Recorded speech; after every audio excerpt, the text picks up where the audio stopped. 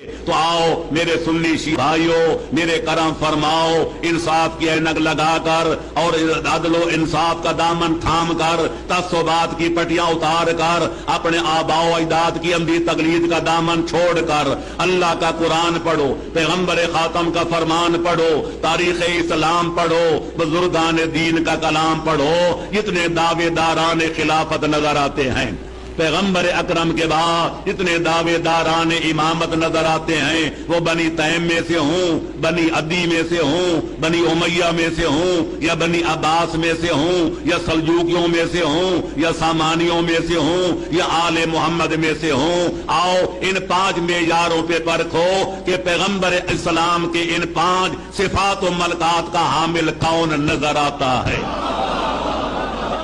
خیر الکلام ما قل و دل، بہترین کلام وہ ہوتا ہے جو مختصر اور نتیجہ خیز ہو۔ میں منبر نبی کی شبی پر بیٹھ کے کہتا ہوں، میرے الفاظ ٹیپ ہو رہے ہیں، ان کو مشرق و مغرب تک لے جاؤ۔ اگر کبھی چاند پر جانے کا موقع ملے اور وہاں بھی کوئی بنی نوع انسان مل جائیں تو ان کے سامنے بھی میرا دعویٰ رکھ دینا۔ اگر تحت و ثری پر جانے کا موقع ملے اور وہاں بھی کوئی ذی عقل مخلوق مل جائے تو میرا مدعا ان کے سامنے بھی رکھ دینا۔ میں کہتا ہوں جو بندہ